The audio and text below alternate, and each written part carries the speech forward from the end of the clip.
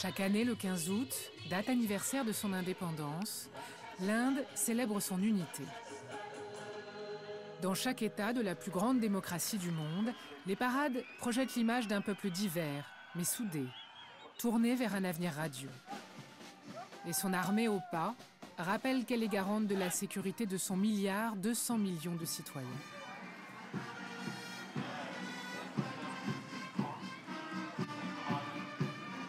Mais ici, à Srinagar, au Cachemire indien, aux confins de l'Himalaya, à quelques mètres seulement des joyeuses célébrations, le cœur de la ville est complètement bouclé.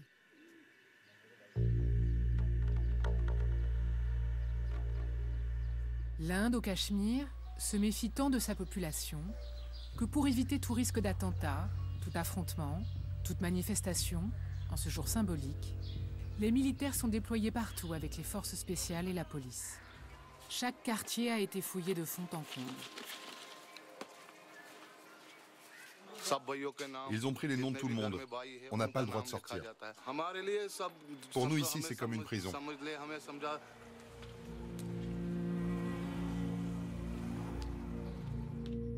Le Cachemire est l'une des zones les plus militarisées de la planète. C'est la face sombre de l'Inde qu'elle préfère tenir loin des yeux du monde.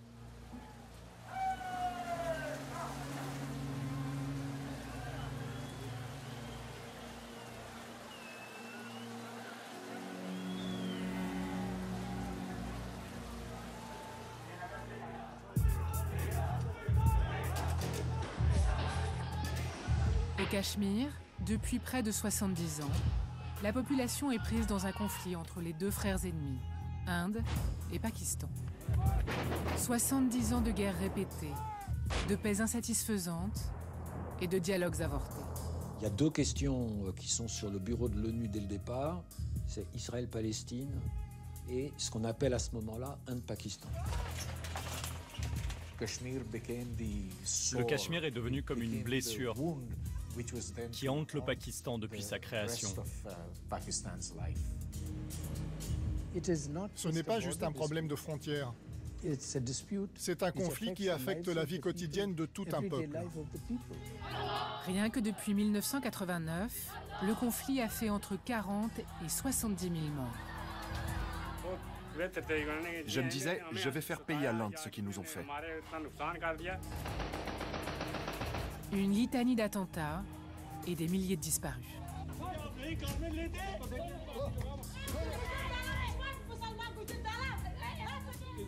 C'est devenu une très sale guerre, avec de la torture, des assassinats, des exécutions sommaires. Le Cachemire est un cœur noir. La source de la violence dans cette région, qui a cimenté les groupuscules islamistes les plus durs du Pakistan.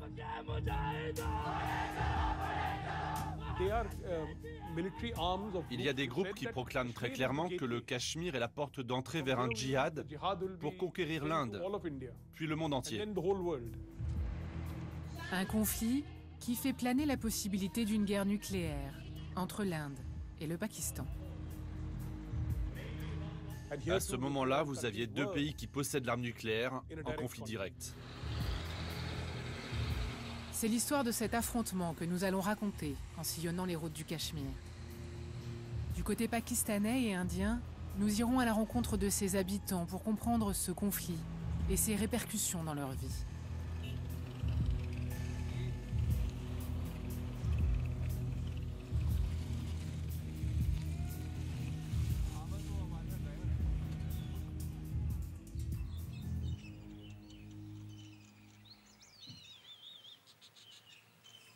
Le Cachemire est un vaste territoire dans les montagnes de l'Himalaya.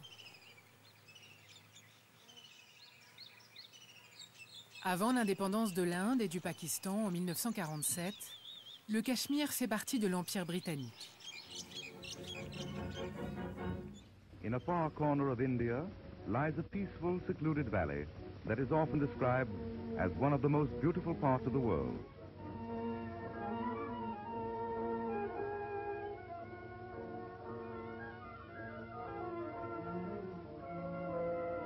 Depuis des siècles, y vivent en relative harmonie des hindous, des bouddhistes et des musulmans, qui sont majoritaires. Pour tous, le Cachemire est un lieu symbolique de pèlerinage et de spiritualité. La vallée du Cachemire est impressionnante. On est dans l'Himalaya, il y a des forêts, il y a des vergers. Et dans un des pavillons de marbre des jardins de Shalimar, il y a une inscription en persan qui dit « S'il y a un paradis sur terre, c'est ici, c'est ici, c'est ici ». Le Jammu et Cachemire, à l'heure de l'indépendance de l'Inde, est un État princier de 8 millions d'habitants qui a la particularité d'être dirigé par un Maharaja, Hari Singh, couronné ici en 1926. Il est hindou et règne donc sur sa population musulmane, qui commence dès les années 30 à contester son autorité.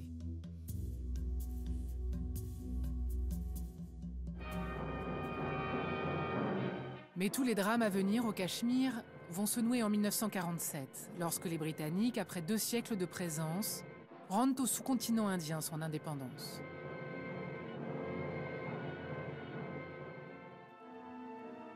When the British begin their departure, an era ends and an era begins.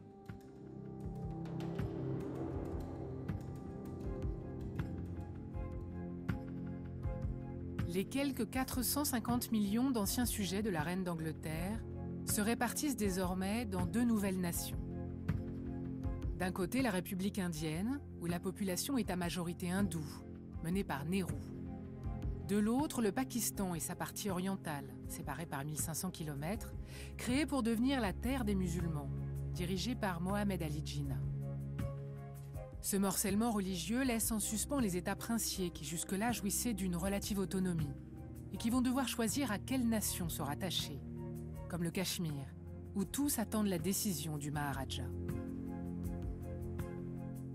Lui-même n'aimait pas trop l'idée de rallier le Pakistan. Ce qu'il voulait, c'était rester indépendant. Mais ça n'était pas une option à l'époque. Pendant 2 mois, il a tergiversé. Il voulait plus de temps pour évaluer les options et négocier avec les 2 pays.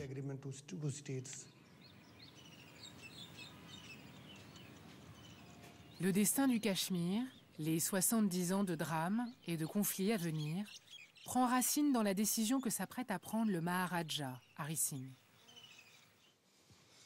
Jyotsna Singh est l'une de ses petites filles. Elle vit une partie de l'année seulement à Srinagar, l'ancienne capitale d'été du Cachemire. Elle est la seule de ses petits-enfants à l'avoir connue. Voici mon grand-père, mon père et moi, juste après ma naissance. C'était à Bombay, alors qu'il avait quitté le Cachemire en 1947. C'était un esthète. Il avait beaucoup de goût, il avait fait des réformes agraires importantes. Il avait mis en place l'éducation obligatoire. Il a fait beaucoup de réformes qui ont été oubliées à cause de ce qui s'est passé au moment de la partition. Il pensait que le Cachemire aurait pu devenir un État indépendant. Mon grand-père était un aristocrate. Il ne comprenait pas tous les changements qui étaient à l'œuvre à l'époque, surtout d'un point de vue géopolitique. Pour un individu comme lui, c'était difficile d'en prendre la mesure. Je crois qu'en fait, il n'a pas vraiment eu le choix. Il a laissé une lettre où il écrit qu'il a eu des doutes sur la décision qu'il a fini par prendre. Je pense qu'il aurait été très troublé par ce qui s'est passé plus tard.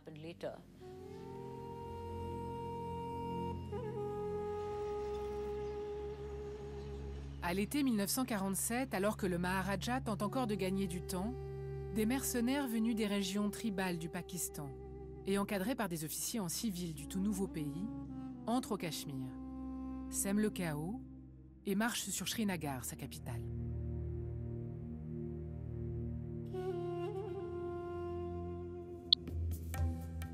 Le Maharaja Hari Singh, débordé militairement par ces groupes venus du Pakistan et qui déjà invoquent le djihad, appelle alors l'Inde à l'aide.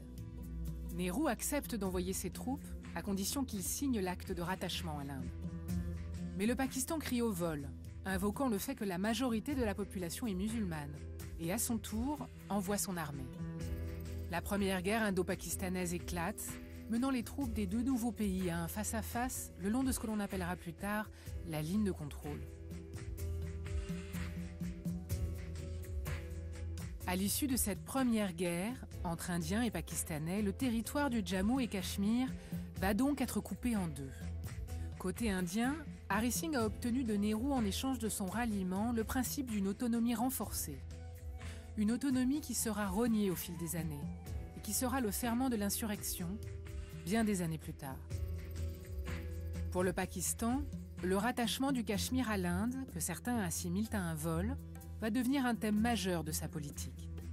Une pomme de discorde entre les deux pays pour des décennies à venir. L'affaire est d'abord portée devant la toute nouvelle Organisation des Nations Unies. C'est leur premier grand dossier avec Israël-Palestine. When the United Nations Security Council meets in 1948, India and Pakistan accuse each other of aggression in Kashmir.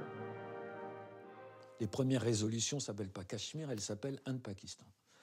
Et le Conseil de sécurité va proposer de mettre en place des commissions d'enquête, puis il va envoyer des représentants pour essayer de préparer ce qui était une proposition indienne au départ, c'est-à-dire un référendum. Les représentants des Nations Unies se déploient dès 1949 au Cachemire, des deux côtés de la ligne de cessez-le-feu. Ils observent, consultent, pour tenter de mettre en place ce référendum, dont les conditions préalables sont le retrait de l'armée pakistanaise et la réduction des forces indiennes. Un référendum qui doit déterminer laquelle des deux nations l'ensemble des habitants du Cachemire veulent rejoindre, mais qui n'aura jamais lieu. De toute façon, tout ça n'a donné aucun résultat. Il n'y a jamais eu moyen de mettre Indiens et Pakistanais d'accord sur l'organisation de ce référendum. Et donc, rien n'a bougé, en fait, depuis la fin des années 50. Vers le milieu des années 50, les Nations Unies sont arrivées au constat suivant. On arrête. On ne peut rien faire de plus.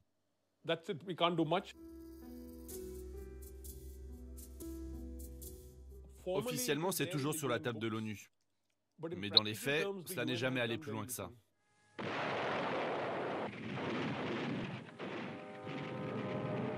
L'une des premières missions jamais confiées à l'ONU est donc un échec. La promesse du référendum s'éloigne, les frustrations s'accumulent. En 1965, le Pakistan lance une nouvelle guerre pour récupérer l'intégralité du Cachemire. Une guerre à l'issue de laquelle les positions restent inchangées.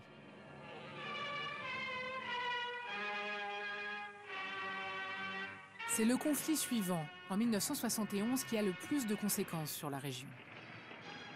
Le Pakistan oriental se soulève et, soutenu par l'Inde, obtient son indépendance et devient le Bangladesh. Un accord est signé à Simla entre le président du Pakistan et la première ministre indienne, Indira Gandhi. Il entérine cette défaite majeure pour le Pakistan qui, pendant plus de 20 ans, cessera toute aventure militaire au Cachemire.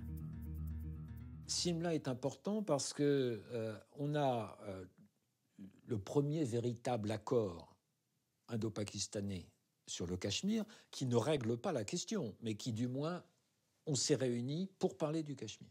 Le problème n'est pas réglé, il n'y a pas un traité qui décide ceci ou cela, mais on calme le jeu.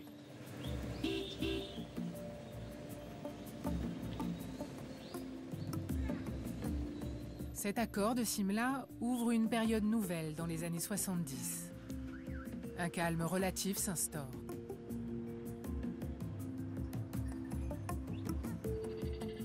Nous prenons la route pour Gulmarg, l'unique station de ski du Cachemire, un symbole de ces années de statu quo.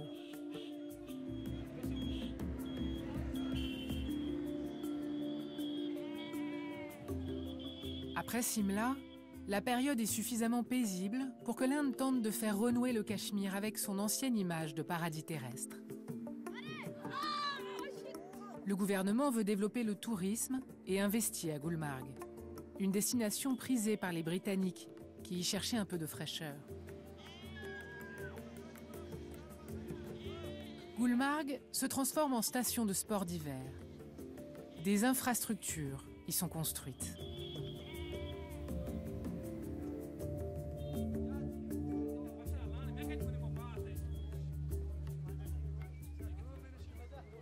Nous y avons rendez-vous avec Mohammad Abbaswani, aujourd'hui député local, escorté en permanence à cause des risques d'attentats au Cachemire.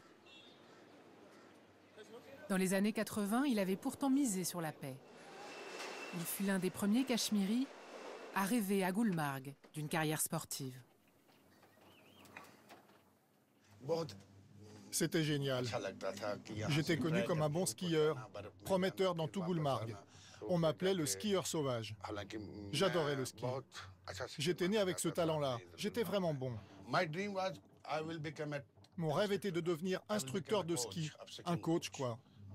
Mais c'est l'Inde, c'est le Cachemire. Ce qu'une personne veut n'arrive jamais. Personne ne peut réaliser ses rêves ici. En 1989, l'année qui va changer à tout jamais la face du Cachemire indien, Mohammad Abbaswani remportait le concours de ski du Jammu et Cachemire.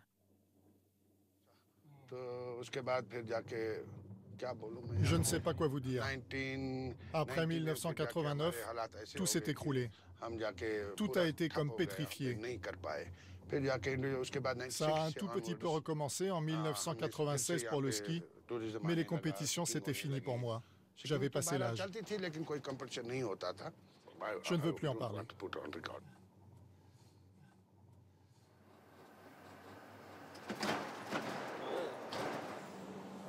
Bonjour, c'est la première fois que je reviens depuis que j'ai été élu.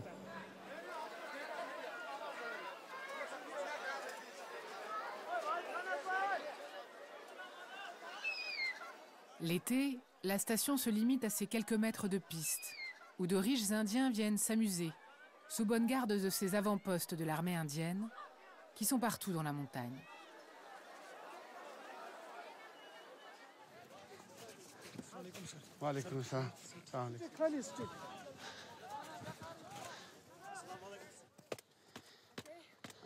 Ça fait longtemps que j'ai pas skié, hein?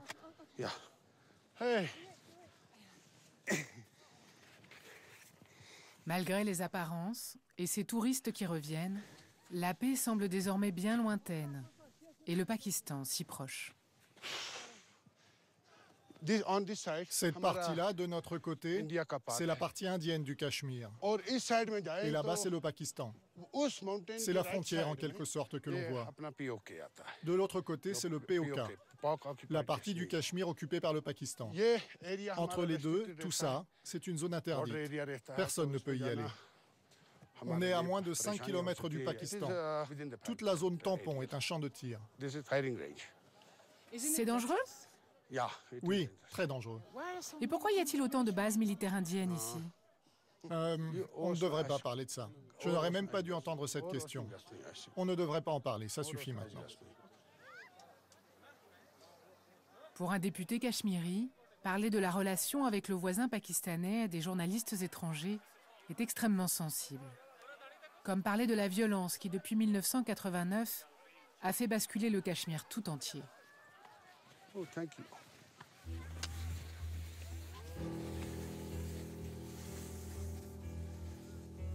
À la fin des années 80, le statu quo au Cachemire, né entre le Pakistan et l'Inde des accords de Simla, va voler en éclats. Et le conflit entrait dans sa période la plus dramatique pour les populations.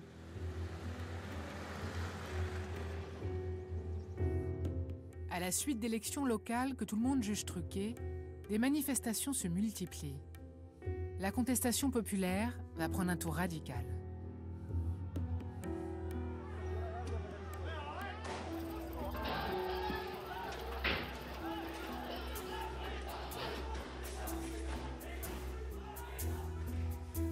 L'autonomie du Cachemire au sein de l'Inde, négociée en 1947, a été complètement rognée depuis. Les espoirs déçus se transforment en rancœur. À cela s'ajoute l'éveil d'un islamisme combattant, qui travaille en profondeur la région. L'insurrection démarre, elle ouvre un cycle de violence qui ne s'est jamais vraiment refermé. Dès les premiers jours, les manifestations sont quasiment quotidiennes à Srinagar, la police tire dans le tas. Pendant quelques jours, l'État indien a perdu le contrôle de la région. Le mécontentement s'était accumulé depuis 1947 sur absolument tous les plans. C'est ce qui a explosé au début des années 90. À l'origine, il s'agissait d'un mouvement populaire, séculaire et nationaliste. Ce mouvement trouvait ses racines dans l'exaspération qui s'était développée au Cachemire vis-à-vis de la façon dont l'État indien s'y comportait. Manifestations, attentats, le vieux rêve pakistanais d'un soulèvement anti-indien prend corps.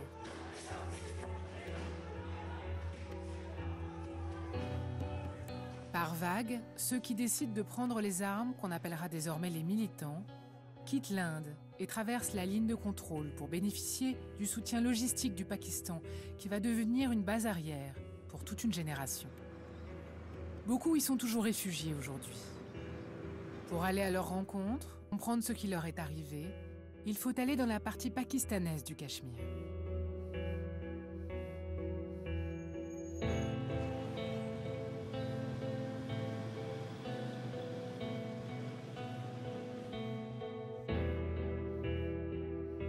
Pour s'y rendre, il est impossible pour des journalistes comme nous de franchir la ligne de contrôle.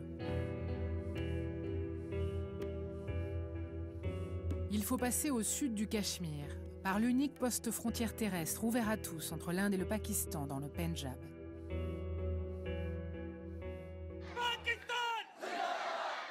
Sur la route à Wagah, ce point de passage entre les deux pays ennemis.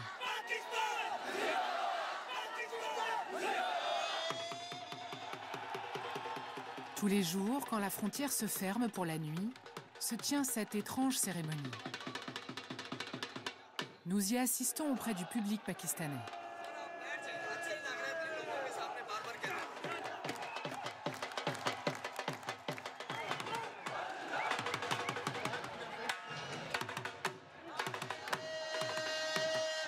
Militaires indiens, en beige, et pakistanais, en noir, se font face. Les 70 ans de guerre y sont ritualisés, comme mis à distance.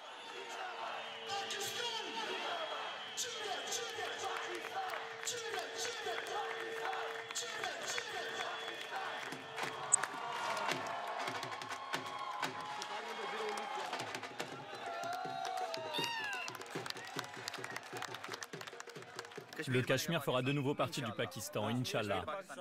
Le Cachemire appartient au Pakistan. Et pas à l'Inde? Non, pas à l'Inde. L'Inde est notre ennemi.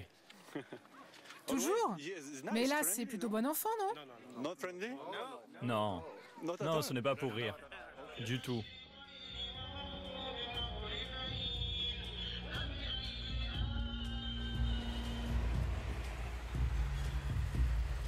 Pour atteindre notre but, il faut encore remonter vers le nord.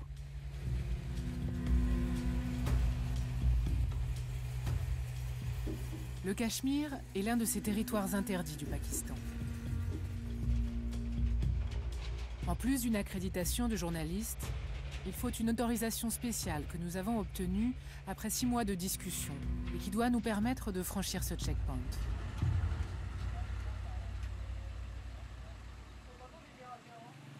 Malgré cela, pendant 2 jours, les services secrets pakistanais, l'ISI, rejetteront nos permis, faisant leur possible pour retarder notre entrée.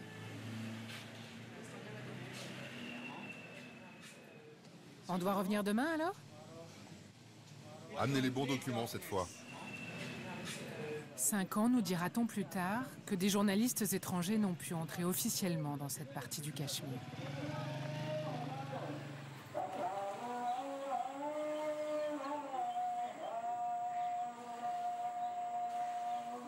Nous parvenons finalement à Muzaffarabad, la capitale d'une des régions du Cachemire pakistanais.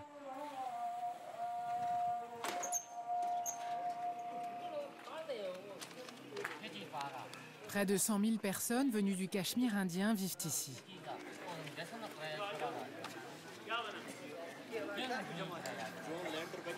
Arrivés à toutes les époques, ces réfugiés reçoivent une rente du Pakistan. 120 € par mois et l'autorisation de séjourner dans ces camps de fortune.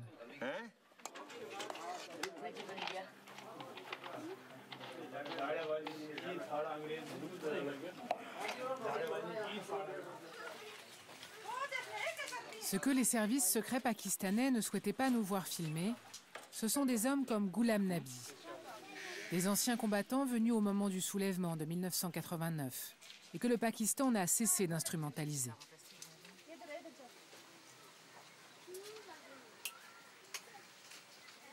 Qui sont les gens qui vivent ici? Tout le monde vient du Cachemire occupé ici. Tous les gens de ce camp? Oui, toutes les familles viennent de là-bas. Rends-moi la monnaie, s'il te plaît. C'est sur 5 roupies. Ghulam Nabi était agriculteur dans la région de Kupwara, à moins de 60 km à vol d'oiseau, mais de l'autre côté de la ligne de contrôle, côté indien. Voilà, ici, c'est mon refuge. C'est là que je vis avec ma femme et mes enfants. Ces 5 enfants, tous nés ici au Pakistan, ne peuvent qu'imaginer d'où viennent leurs pères et les drames qu'il a traversés.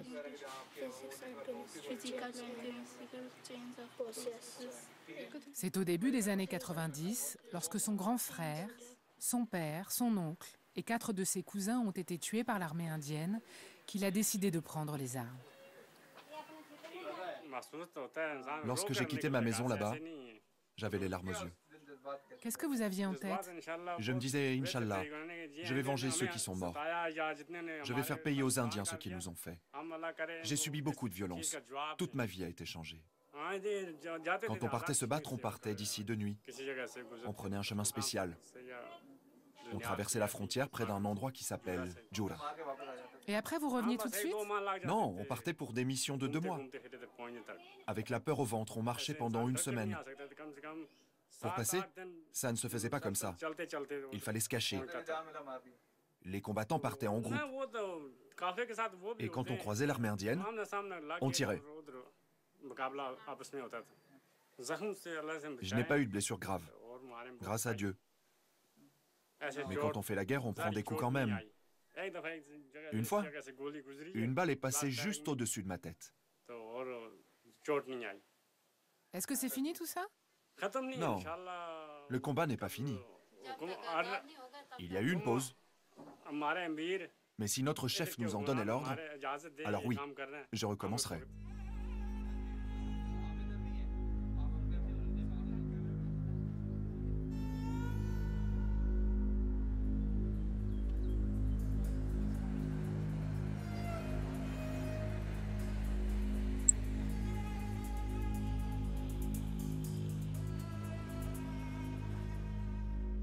Dans les années 90, les militants cachemiris venus de la partie indienne, comme Ghulam Nabi, pour la plupart nationalistes, vont perdre la main au profit d'organisations djihadistes massivement financées par les services secrets pakistanais.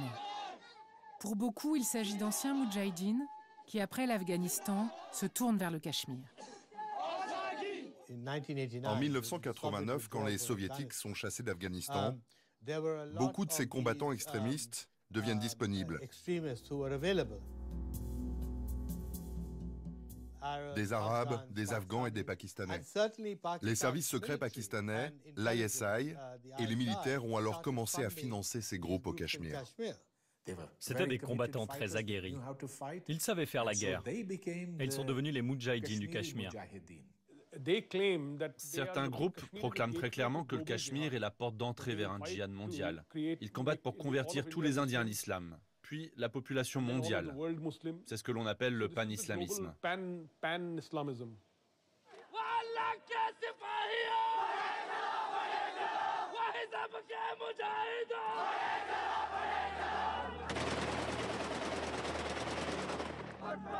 Une bataille va marquer cette transformation du combat au Cachemire en djihad. En 1995, un groupe de djihadistes avec à leur tête Masghoul, un Pakistanais, prend le contrôle de Sharari Sharif, une ville particulièrement symbolique où se trouve l'un des mausolées les plus saints de l'islam au Cachemire. En mai, après 2 mois de siège par l'armée indienne, un feu va ravager Sharari Sharif. Le mausolée du XIVe siècle part en fumée, une trentaine de personnes, dont 20 djihadistes, perdent la vie.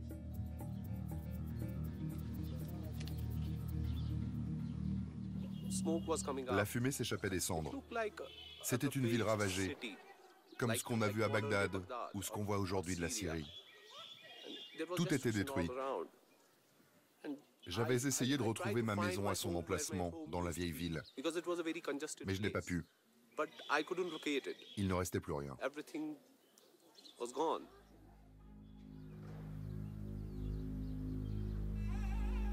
Aujourd'hui, le sanctuaire a été en partie reconstruit, mais pas le cœur de la vieille ville.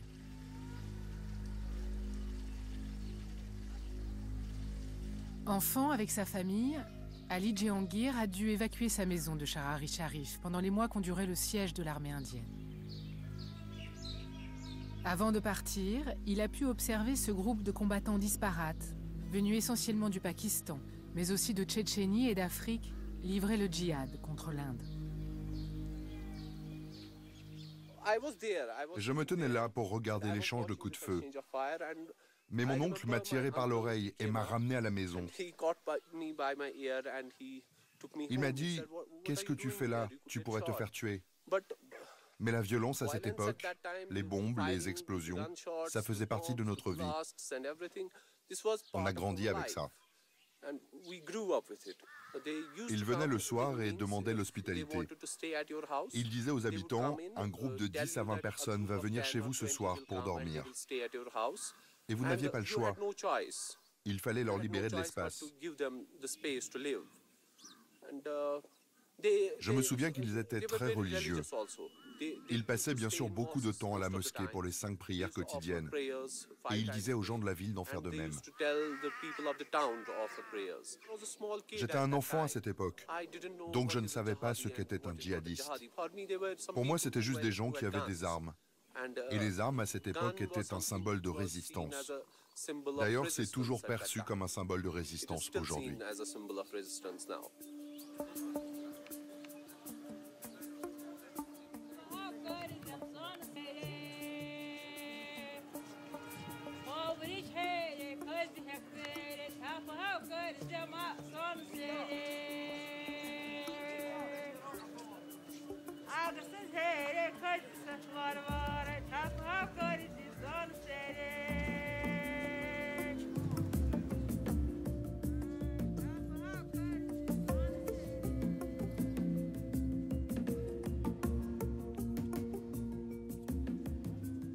À cette insurrection au Cachemire, à ce djihad mené depuis le Pakistan, l'Inde répond par une violente répression.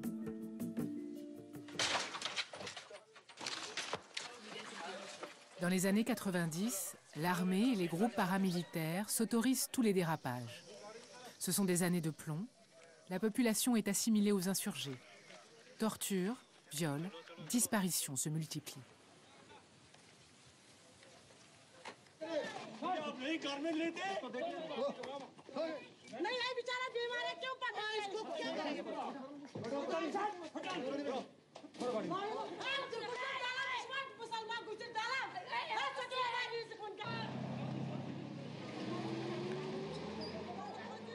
C'est une sale guerre, en fait, qui se met en place. Hein. C'est une sale guerre, c'est-à-dire que c'est pas simplement une répression contre les combattants armés, ça va être un déploiement massif de forces qui vont occuper les villes, qui vont soupçonner tout le monde. Dans les années 91-92, dans beaucoup d'endroits au Cachemire, il n'y avait plus d'administration. Il n'y avait plus personne en dehors de l'armée. Il y a eu une forme d'impunité. Si vous tuiez quelqu'un, personne n'y regardait à deux fois. On dit qu'il y a plus d'un demi-million de militaires et de troupes paramilitaires qui opèrent au Cachemire. C'est une présence sécuritaire absolument massive. Je pense que c'est la plus importante au monde en ce qui concerne une zone civile. Ici, à Baramulla, la ligne de contrôle est toute proche, juste derrière ces montagnes. Ce fut l'un des foyers de l'insurrection où se cachait le plus de combattants infiltrés du Pakistan. L'Inde y a eu la main particulièrement lourde. En plus des morts, de la violence alors quotidienne, les disparitions forcées vont se généraliser. Le sort de 8000 personnes demeure encore inconnu au Cachemire indien. 8000 disparus pour lesquels l'Inde refuse toujours de s'expliquer. 8000 familles sans nouvelles, pour lesquelles aucun deuil n'est possible.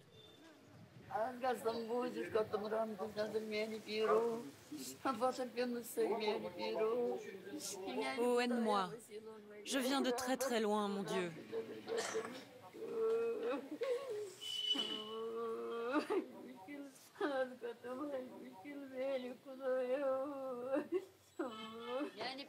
Rends-moi mon fils, je l'attends. Où est-il? Rendez-le-moi.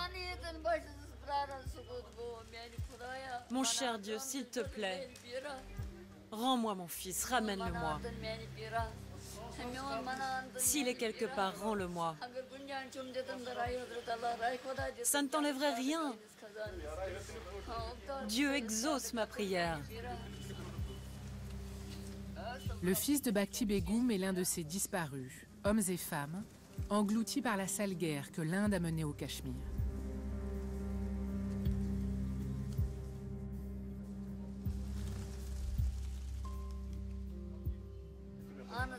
Au moins si je pouvais récupérer un seul des vêtements que portait mon enfant, ou même ses ossements, quelque chose, une trace de lui, au moins je trouverais un peu de paix, un peu de repos, après 14 ans d'insomnie. Mais je n'ai rien pu récupérer de lui, rien. Est-ce qu'ils lui ont brisé les bras, cassé les jambes? Est-ce qu'ils l'ont enterré vivant? Est-ce qu'ils l'ont brûlé? Est-ce qu'ils l'ont noyé? Je n'ai plus de jour, ni de nuit. Je ne dors plus.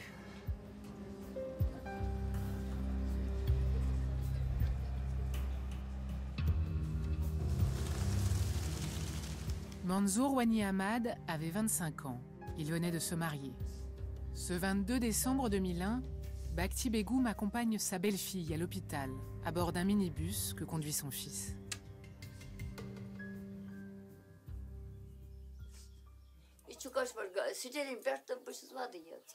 Lorsque nous sommes passés à proximité du camp militaire, il y a eu un coup de sifflet qui provenait de l'intérieur. C'est un de leurs informateurs à l'intérieur du camp qui sifflait en direction d'un garde armé qui se tenait sur la route. Cet homme a fait arrêter le véhicule que conduisait mon fils. Il est monté dans notre minibus et a dit à mon fils de le suivre à l'intérieur du camp. Mon fils lui a répondu qu'il accompagnait sa femme à l'hôpital et qu'il reviendrait après. Mais il a insisté pour qu'il vienne immédiatement. Qu'il vienne à l'intérieur du camp de l'armée? Oui, c'est ça. Je l'ai suivi des yeux alors qu'il entrait dans ce camp. C'est la dernière image que j'ai de mon fils. Ça fait 14 ans. 14 ans que je ne veux pas croire les gens qui me disent qu'il est mort. Quand je me lève le matin, je pense à lui. Quand je prie, je pense à lui. À chaque instant, je pense à lui.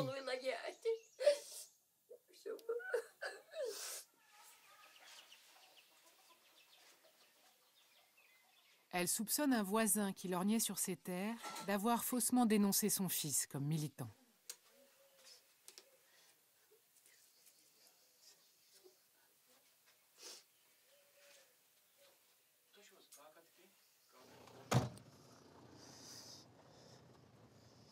L'organisation de Yassine Malik est l'une des rares à oser se battre pour les familles des disparus.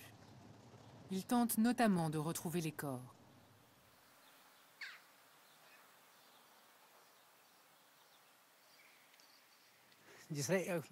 Voici le charnier de Kitchama. Il y a des tombes à gauche et à droite. Selon lui, au moins 103 corps non identifiés reposeraient ici. Tu vois, il y en a à gauche, à droite, ici, là-bas. Dans les années 90, la police amenait les corps ici.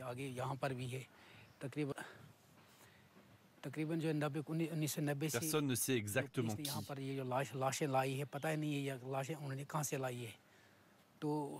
Et c'était aux villageois de les enterrer.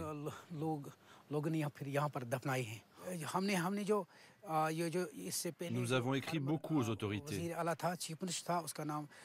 Nous avons demandé la permission d'effectuer des tests ADN pour que l'on connaisse la vérité, pour faire le lien entre les disparus et ces charniers.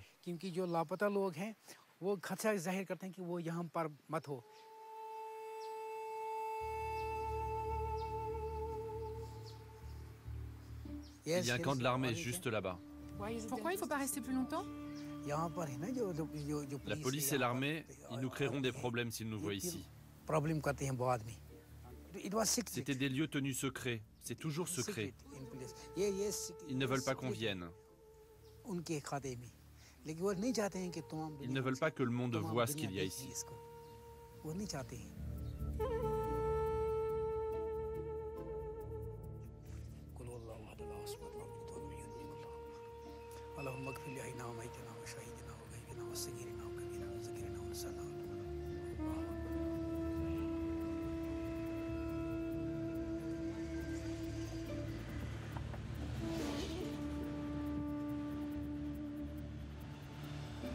À la fin des années 90, alors que l'insurrection et sa répression sont à leur comble côté indien, un événement va soudainement tout changer entre l'Inde et le Pakistan, et leur conflit devenir une source d'inquiétude majeure pour la communauté internationale. Le Cachemire pourrait menacer la paix mondiale.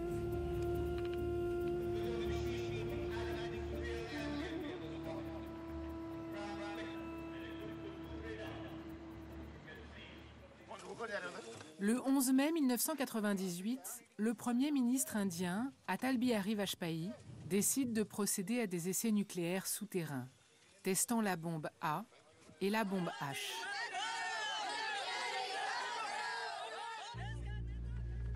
« 17 jours plus tard, le Pakistan, à son tour, effectue ses premiers essais nucléaires.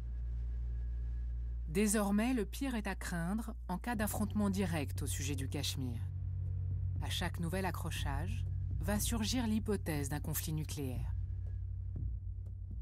Aussitôt, ça a été évidemment une source de grande inquiétude dans la communauté internationale, en disant il faut craindre une quatrième guerre, par exemple, qui commence sous forme conventionnelle, débouche sur éventuellement un conflit nucléaire. Le pire scénario prend forme à peine quelques mois plus tard, en 1999, à Kargil, au cœur des montagnes du Cachemire.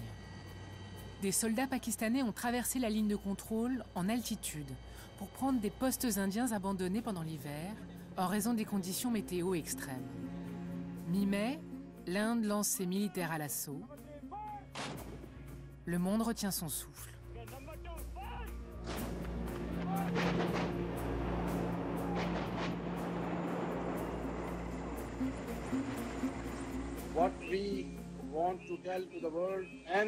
Ce que nous voulons dire à la communauté internationale, au monde, c'est que si la situation continue à dégénérer, ce qui semble être le cas, les vies d'1 milliard de personnes sont en jeu.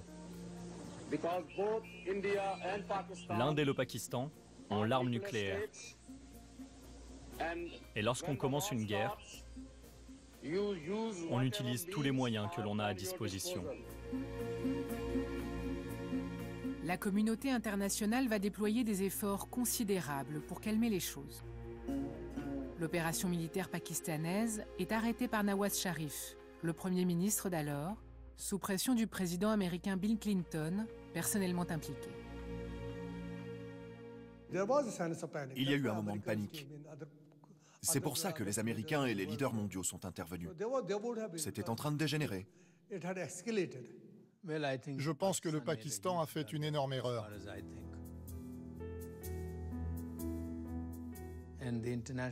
La communauté internationale a perçu le Pakistan comme un pays irresponsable et ça a nui à la cause du Cachemire. À peine 2 ans plus tard, en 2001, de nouvelles menaces risquent à nouveau de faire basculer la région.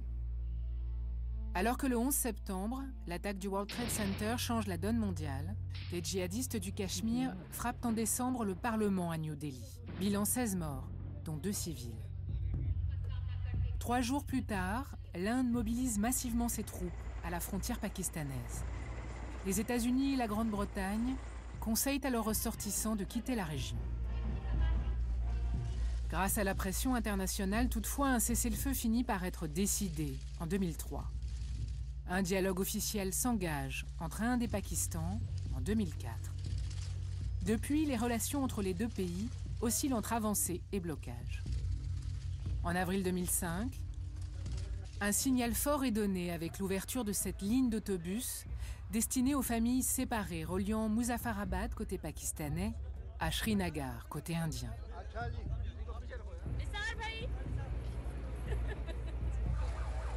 Pourtant, les actes de terrorisme et les infiltrations n'ont eux jamais cessé. C'est très simple. Quand il y a des possibilités d'avancée diplomatique, il y a des attentats, dont le plus marquant est évidemment l'attentat de Bombay. Ce sont les attentats de Bombay qui symbolisent le plus les ambiguïtés pakistanaises. À plus de 1700 km du Cachemire, des militants djihadistes frappent la capitale financière de l'Inde. Le 26 novembre 2008, Bombay est sous le feu de ce commando pendant 4 jours. Bilan, 166 victimes, dont 28 étrangers de 17 nationalités, donc des Français. Les djihadistes du Cachemire frappent à Bombay le monde entier.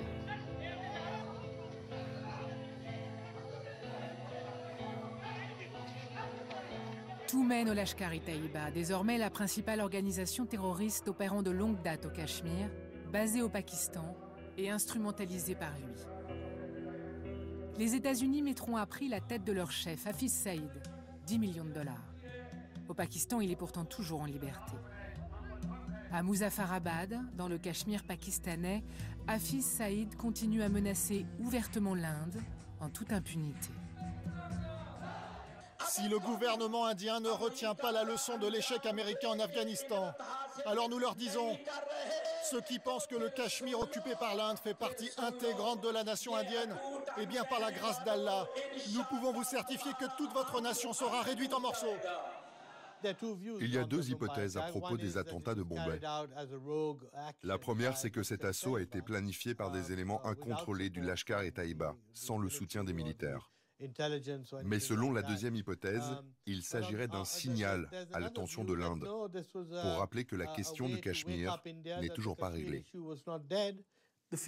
Je pense que le futur du Cachemire est très lié au futur de l'islam militant.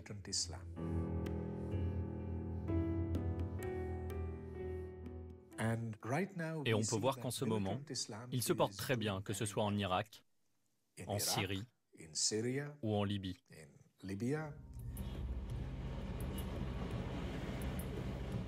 Rien n'est réglé sur le fond au Cachemire. Les tensions sont constantes de chaque côté de la ligne de contrôle. Les deux pays s'accusent chaque semaine de violation du cessez-le-feu, de bombardements et déplorent ces victimes civiles. Ce jour-là, nous accompagnons ces gardes-frontières pakistanais. La frontière se trouve de chaque côté de la route. À 1 kilomètre ici, 1 kilomètre par là.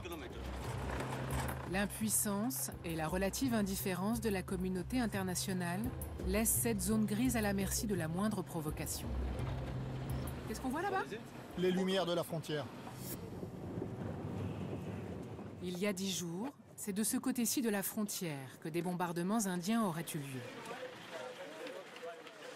Notre escorte pakistanaise tient à nous en montrer les traces et nous présenter aux familles des victimes.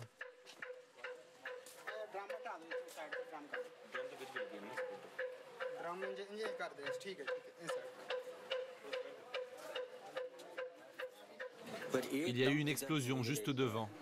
Ici, il y avait mes fils. Et mon frère était là. D'un seul coup, tout le monde a été blessé. Mes filles et mon frère.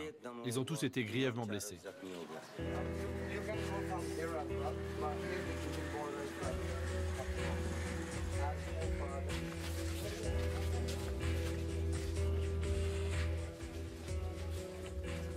Dans un Pakistan en pleine déliquescence, l'armée trouve dans le conflit à propos du Cachemire un moyen de plus de justifier sa suprématie.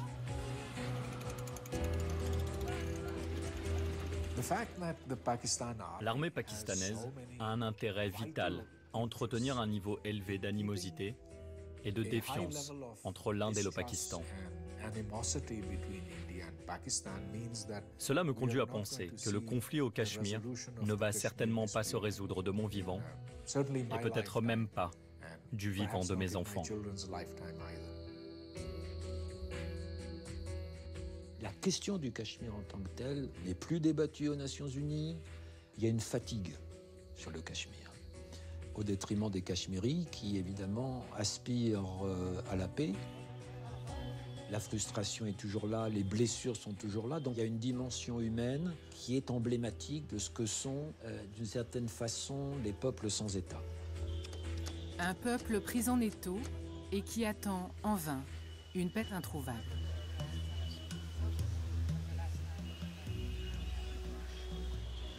Inlassablement depuis 25 ans, les familles de disparus demandent la vérité sur ce qui est advenu des leurs. Chaque mois, Bhakti Begum participe à ce rassemblement contre l'oubli.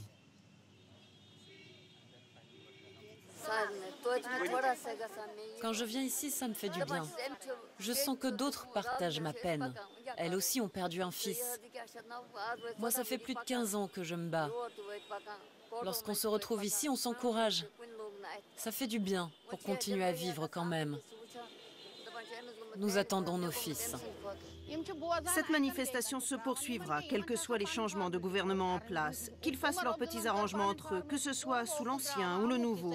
Peu importe, nous viendrons protester ici. Nous serons là.